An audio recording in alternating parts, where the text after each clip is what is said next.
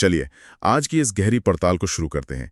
हमारे पास भारत में शिक्षक पात्रता परीक्षाओं जैसे यूटी टेट, सुपर टेट और सी टेट के लिए तैयार की गई कुछ बहुत ही दिलचस्प अध्ययन सामग्री है। हाँ, ये स्लाइड्स के रूप में है और इनका पूरा ध्यान दो बहुत ही महत्वपूर्ण दस्तावेजों पर है।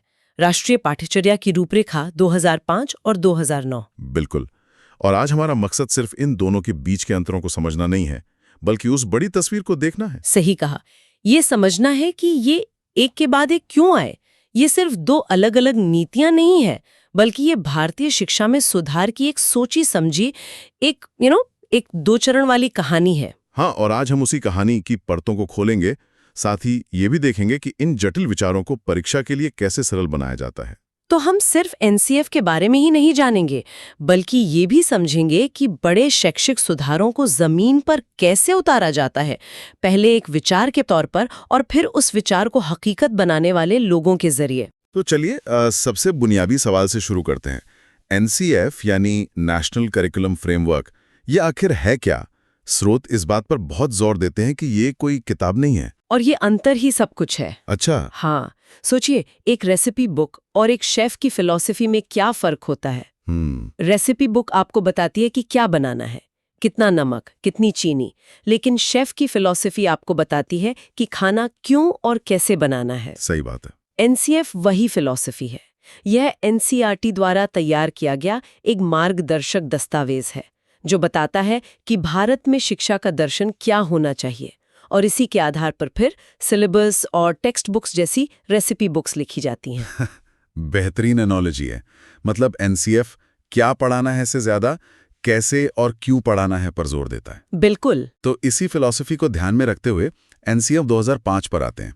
स्रोत बताते हैं कि इसकी जड़ें प्रोफेसर यशपाल समिति की 1993 की रिपोर्ट शिक्षा बिना बोझ के यानी लर्निंग विदाउट बर्डन में है। हाँ, और ये नाम बहुत कुछ कहता है, पर ये सिर्फ बस्ते का बोझ कम करने के बारे में नहीं था, ये दिमाग का बोझ कम करने के बारे में भी था। दिमाग का बोझ मतलब रटना, परीक्षा का डर, ये सब। एग्जैक्टली।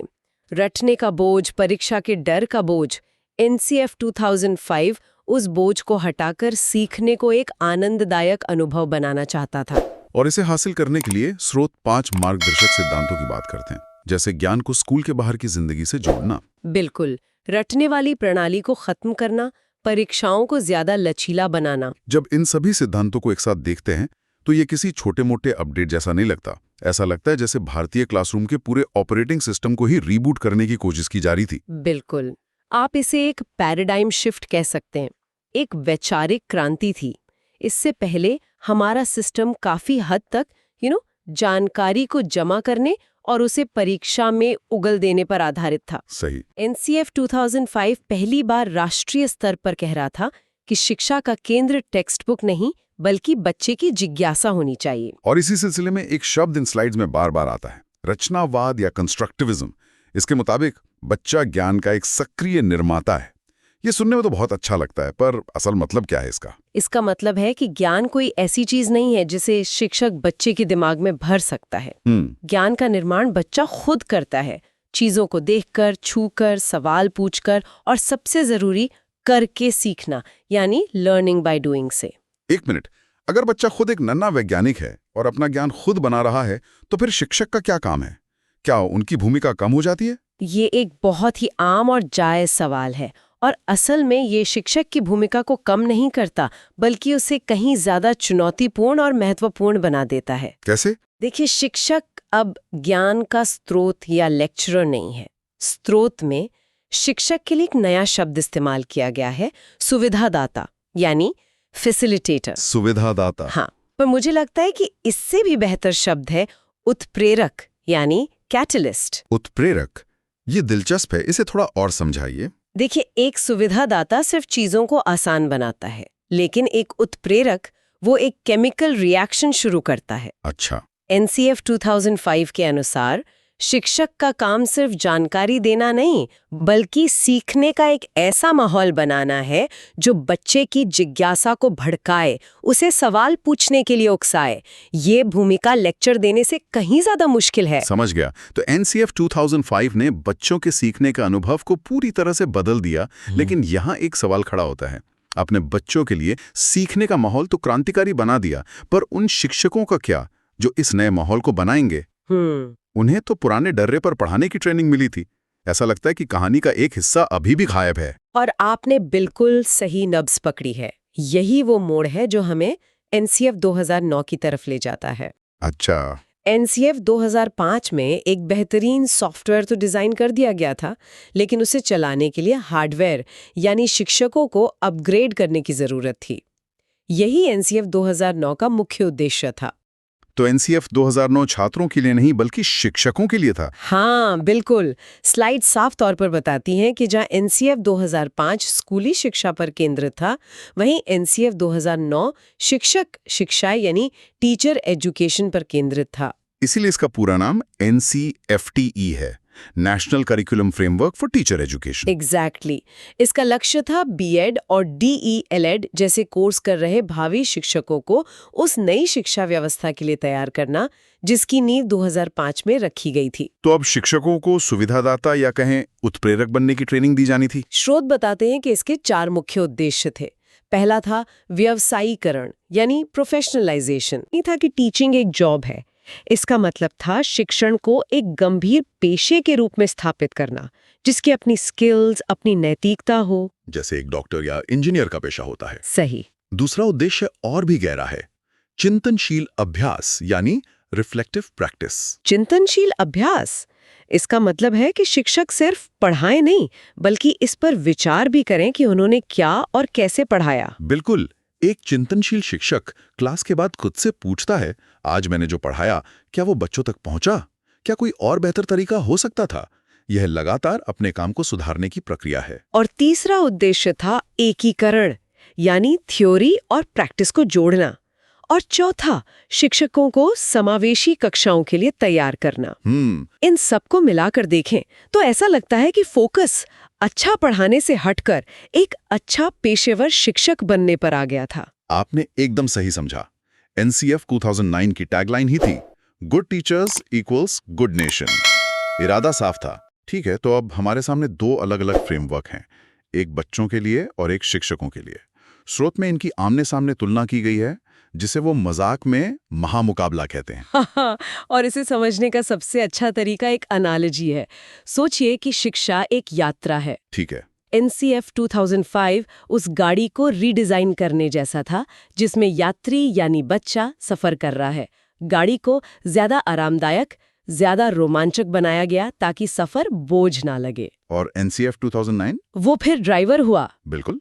एनसीएफ 2009 उस गाड़ी को चलाने वाले ड्राइवर यानी शिक्षक के लिए एक नया एडवांस्ड ड्राइविंग स्कूल खोलने जैसा था। सही। आप दुनिया की सबसे बेहतरीन गाड़ी बना सकते हैं, लेकिन अगर ड्राइवर को उसके नए फीचर्स इस्तेमाल करने नहीं आते तो यात्रा सफल नहीं होगी। तो 2005 का केंद्र बालक था, 2009 का केंद्र शिक्षक था। हाँ। और इसी तरह 2005 का क्षेत्र स्कूली पाठ्यक्रम था, जबकि 2009 का क्षेत्र शिक्षक प्रशिक्षण था।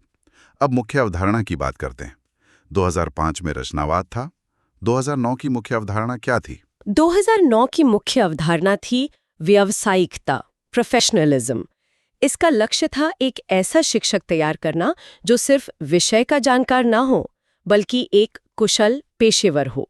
तो जहां 2005 का अंतिम परिणाम ज्ञान निर्माण को संभव बनाना था, वहीं 2009 का अंतिम परिणाम योग्य और पेशेवर शिक्षक तैयार करना था। एकदम सही। मूल्यांकन के नजरिए से भी इनमें फर्क होगा, है ना? हाँ बिल्कुल। एनसीएफ 2005 ने छात्रों के मूल्यांकन के लिए CCE यानी सतत एवं व्यापक मूल्यांकन की सिफारिश की। मकसद था परीक्षा का डर कम करना। और 2009? एनसीएफ 2009 का जोर इस बात पर था कि शिक्षकों के मूल्यांकन की प्रक्रिया को बेहतर कैसे बनाया जाए ताकि उनकी व्यावसायिक प्रगति हो सके। इतने सारे अंतरों के बावजूद एक धागा ऐसा है जो दोनों को जोड़ता है, समावेशी शिक्षा। ये बहुत महत्वपूर्ण बिंदु है। लक्ष्य एक ही था, एजुकेशन फॉर ऑल, लेकिन उसे देखने का नजरिया अलग-अलग था। मतलब? एनसीएफ 2005 ने विविधता को एक समस्या नहीं बल्कि एक संसाधन के रूप में देखा। उसने कहा कि अलग-अलग क्षमताओं के बच्चे जब एक साथ पढ़ते हैं तो क्लासरूम और ज्यादा समृद्ध होता है। ये एक दार्शनिक आधार था। तो फिर 2009 ने इसे व्यवहारिक रूप कैसे दिया?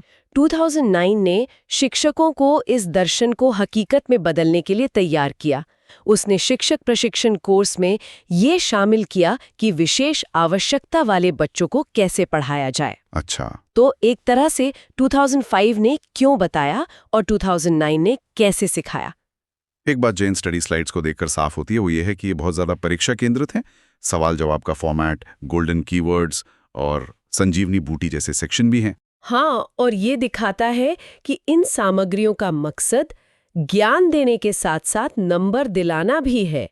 जानकारी को इस तरह से पैक किया जाता है कि उसे याद रखना और परीक्षा में तुरंत इस्तेमाल करना आसान हो। जैसे एनसीएफ 2005 के अध्यक्ष कौन थे? जवाब है प्रोफ यशपाल। या शिक्षक की भूमिका क्या है? जवाब है सुविधादाता। बिल्कुल, ये सीधे फैक्ट्स हैं जो परीक्षा में काम आते हैं। और वो जो गोल्डन कीवर्ड्स वाला सेक्शन है वो तो पूरे विषय का सार है। 2005 के कीवर्ड्स हैं सक्रिय अधिगामी, करके सीखना, लचीली परीक्षा। ये सब सीधे सीधे छात्र के अनुभव से जुड़े हैं। और 2009 के कीवर्ड्स हैं चिंतनशील अभ्यास, इंटर्नशिप, शिक्षक दक्षता। ये सभी एक शिक्षक के पेशेवर विकास से जुड़े हैं। हाँ, तो अगर किसी को आखिरी समय में रिवीजन करना हो तो सिर्फ इन कीवर्ड्स को याद रखने से भी इन दोनों दस्तावेजों का मूल अंतर साफ हो जाता है। ये एक बहुत असरदार परीक्षा की ट्रिक है। नहीं था। नहीं, बिल्कुल नहीं। ये भारतीय शिक्षा को बदलने की एक बहुत ही सोची समझी 2 चरण वाली रणनीति थी। पहले शिक्षा के मूल विचार यानी सॉफ्टवेयर को अपग्रेड किया गया, और फिर उस नए सॉफ्टवेयर को चलाने के लिए हार्डवेयर यानी शिक्षकों को पेशेवर तरीके से प्रशिक्षित करने की नींव रखी गई। ये एक संपूर्ण और तार्किक दृष्टिकोण को दिखाता है। ये सब बहुत महत्वपूर्ण है, लेकिन एक सवाल मन में आता है। ये रूपरेखाएं 2005 और 2009 की हैं। आज हम 2020 की नई शिक्षा नीति के युग में जी रहे हैं। टेक्नोलॉजी ने क्लासरूम को बदल दिया है। तो आज के दौर में इन दस्तावेजों की क्या प्रासंगिकता है? और यही वो विचार है जिसके साथ हम अपने श्रोताओं को छोड़ना चाहेंगे। टेक्नोलॉजी और नई नीतियां आ गई हैं, लेकिन कुछ बुनियादी सिद्धांत हमेशा प्रासंगिक रहते हैं। जैसे 2005 का सीखना बिना बोझ के का विचार और 2009 का शिक्षक का चिंतनशील होना का सिद्धांत। तो सोचने वाला सवाल ये है, क्या ये आज भी उतने ही जरूरी हैं?